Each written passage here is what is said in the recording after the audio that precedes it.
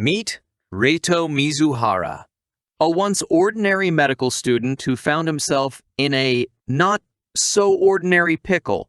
Before the world decided to play a practical joke with the McVirus, Reito was just your average guy, juggling textbooks and daydreams, known for his ability to remain calm in a crisis.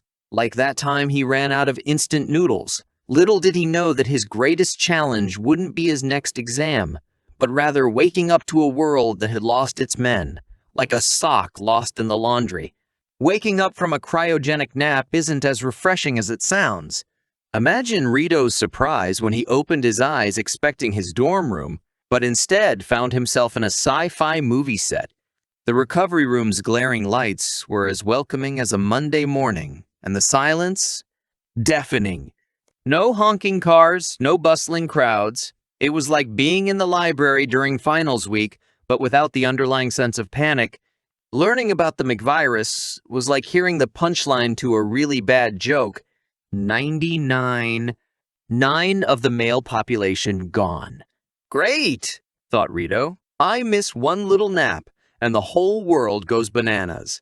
The idea of a world run by women was both intriguing and slightly terrifying. Like realizing your mom is now the president, the judge, and the police officer. Being one of the few immune guys had its perks, like never having to wait in line for the bathroom.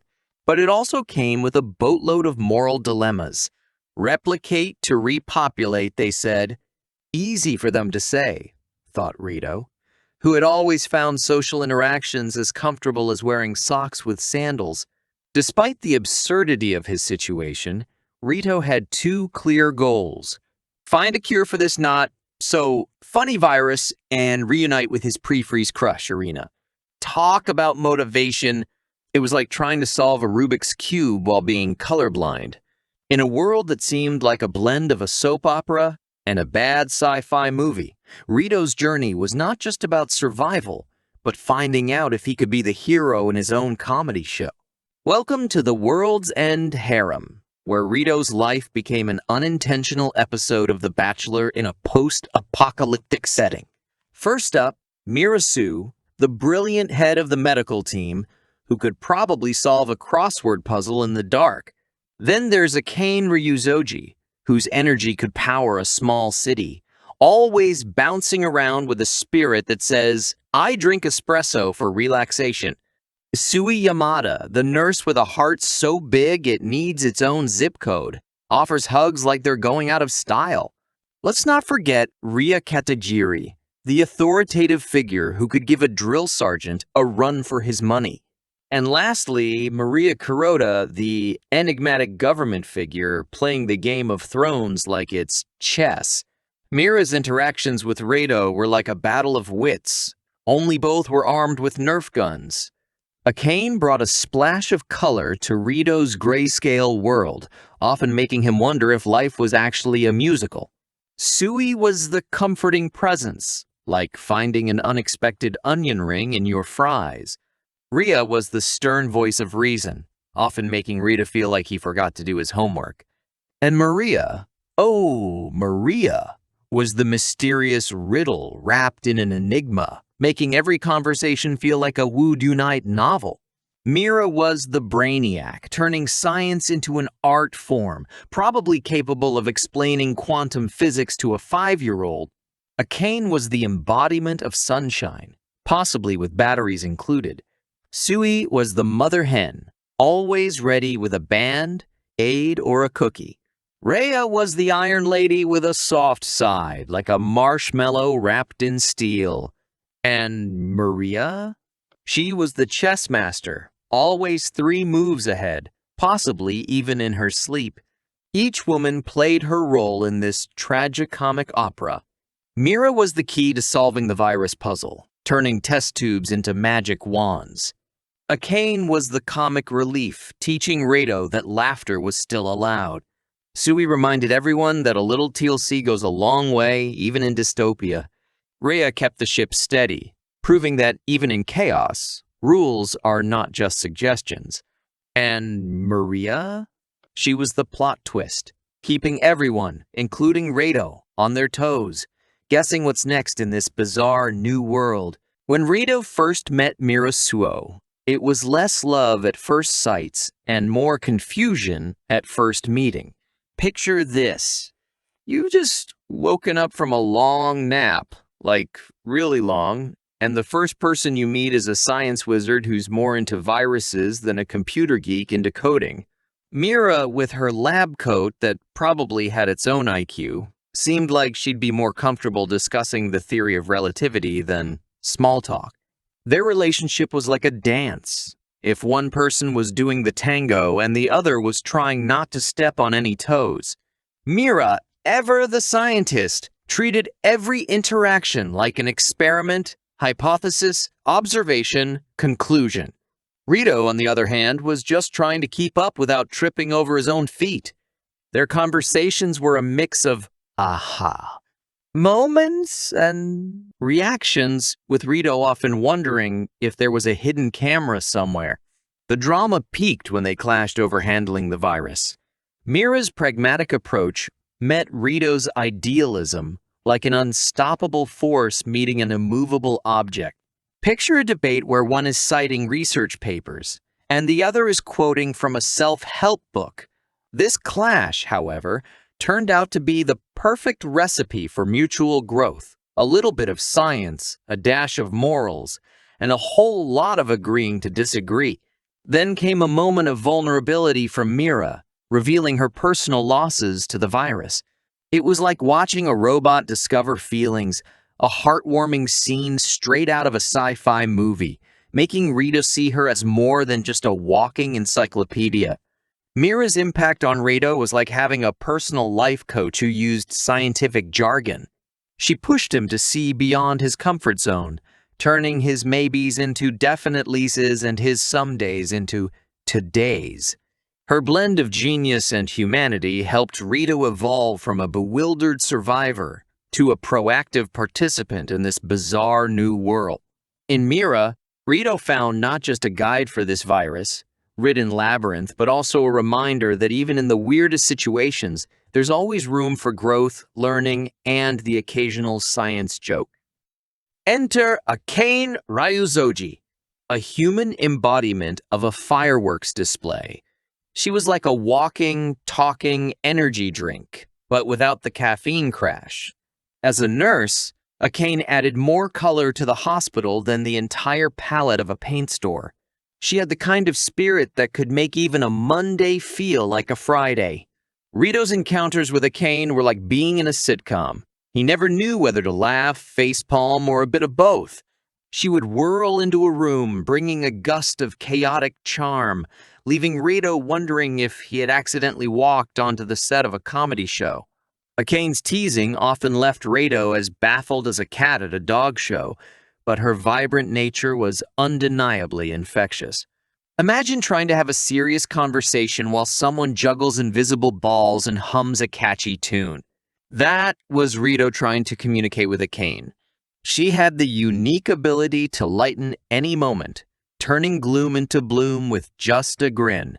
Their most significant conflict was when Akane's impulsive decision-making skyrocketed to a level that even daredevils would think twice about. Rito's frustration was as visible as a neon sign in a dark alley. The resulting confrontation was less of a heated argument and more of a parent-teacher meeting, with Reito playing the role of the concerned parent.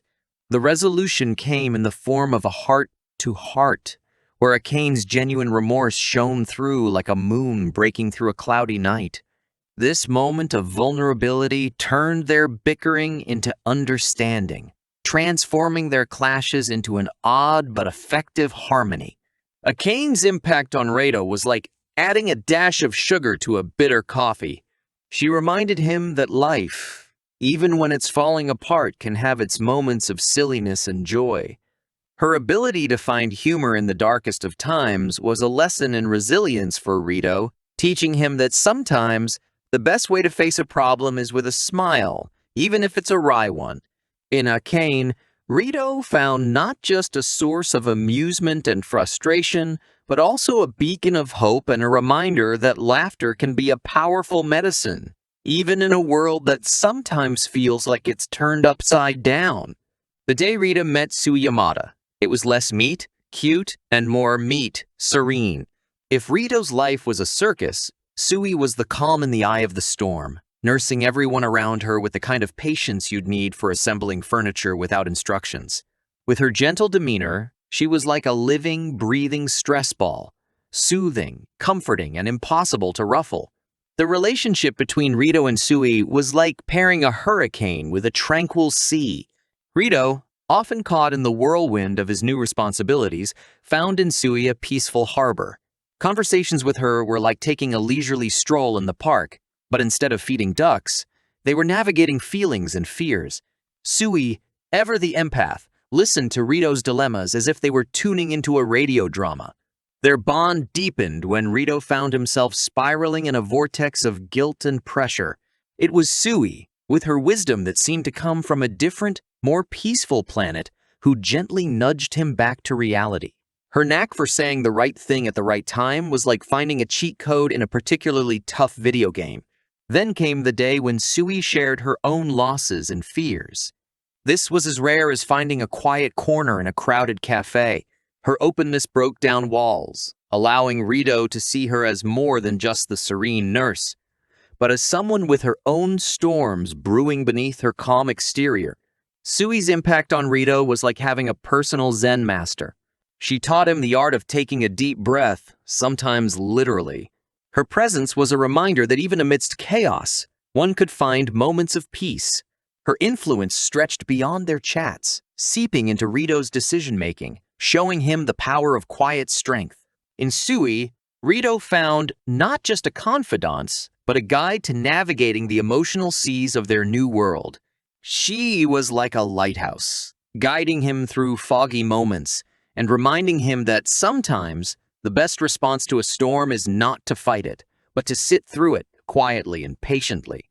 Rea Katagiri, the authority figure in Rito's new world, was like a walking rulebook with a black belt in orderliness. Picture a librarian who could silence you with a look, but instead of books, she's handling the post-apocalyptic world. She had a demeanor as stern as a judge at a pie-eating contest, ensuring everyone stayed in line, even when the line was more zigzag than straight. Rito's interactions with Rea were like a tango with a metronome, precise, structured, and occasionally stepping on each other's toes. She was all about the rules, while Reito was still reading the How to Survive, the End of the World manual. Their conversations often felt like a board meeting, with Reito sometimes wondering if he should prepare PowerPoint presentations. The plot thickened when Rea and Rito had their version of a boardroom showdown. Rea wanted practicality. Reito was all about the heart. It was like watching a debate between a calculator and a heart-shaped Valentine's card. But this clash was the secret sauce to their growth. Through disagreements, they learned that sometimes you need a bit of both head and heart. A pivotal moment was when Rea showed a chink in her armor, revealing the pressure under her authoritative shell. It was like discovering that your strict school principal also enjoys karaoke.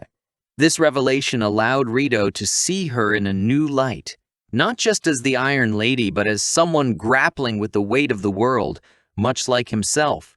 Rea's influence on Rito was like having a personal boot camp instructor for post-apocalyptic life.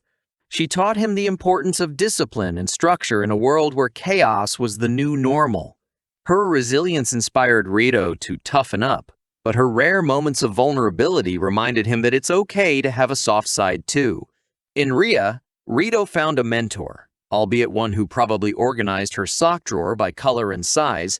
She showed him that in a world turned topsy-turvy, sometimes being a little rigid could be as comforting as a well-organized spreadsheet. Maria Kuroda was like a riddle, wrapped in a mystery, inside an enigma, and then packaged in a government issue suit. As a key player in the governmental sector, she navigated the post-Mac world with the grace of a ballerina and the strategy of a chess grandmaster. With Maria, Every conversation felt like a game of guess who? But with higher stakes. Rito's relationship with Maria was like a dance, except he never quite learned the steps, and Maria was always changing the music. She was always 3 moves ahead, leaving Rito to wonder if he was in a conversation or a live-action version of Clue. Their interactions were a blend of intrigue, strategy, and the occasional wait. What? Moment from Rito. The conflicts between Maria and Rito were like a debate club in the middle of a chess tournament. Their biggest clash came when Maria's master plan for population stability felt more like a plot twist in a dramatic thriller. Rito's moral compass spun like a weather vane in a hurricane, trying to keep up with Maria's Machiavellian tactics. The resolution was less of a handshake and more of a mutual nod, an understanding that sometimes, in a crazy world, you meet a bit of crazy logic. A notable moment was when Maria peeled back a layer of her enigma to reveal the weight of her decisions. It was like finding out that the Sphinx could talk and had quite a bit to say. This vulnerability bridged the gap between them, turning their relationship from a chess game to a collaborative puzzle-solving session. Maria's influence on Rito was like taking a masterclass in how to run a post-apocalyptic world 101. She expanded his worldview from black and white to at least 50 shades of gray. Her ability to think 10 steps ahead was both awe-inspiring and slightly terrifying, like watching someone solve a Rubik's Cube blindfolded. In Maria, Rito found not just a political ally, but a guide through the labyrinth of post-McVirus politics. She was the Moriarty to his Sherlock, constantly challenging him to look beyond the obvious and delve into the deeper, murkier waters of their new reality. Her presence in his life was a constant reminder that in a world turned upside down, you sometimes have to play the game by entirely new rules. Summarizing key events, let's do a quick recap, shall we? Rito woke up from his human popsicle state to find himself in Where's Waldo? Of men. They were practically non-existent. He then embarked on a journey that was part Survivor, part The Bachelor, but with less romance and more existential crises. From dealing with a virus that was pickier than a toddler at dinner time to navigating relationships that were more complicated than a flat-pack furniture manual. It was quite the season. Rito started as a bewildered ex-frozen guy, more lost than a tourist without Google Maps. But as the season progressed, he morphed into a leader, kind of like a butterfly, but less pretty and more stressed. He learned to juggle responsibilities, relationships, and the occasional moral quandary, like a circus performer with too many balls in the air. This story was like a roller coaster, except with more science and less screaming. It delved into themes of morality, survival, and the art of keeping your cool when the world is doing its best impression of a hot mess. It posed the big questions. What does it mean to be human? How do you repopulate the world without making it awkward? And most importantly, how many cups of coffee does it take to deal with all of this? As we wrapped up this season, the future looked as clear as a weather forecast in Britain. That is to say, nobody had a clue. Would Rita find a cure for the virus? Would he ever get a moment of peace? And would there be a sequel, perhaps with fewer existential dilemmas and more vacation days? The possibilities were as endless as the queue at a coffee shop on Monday morning.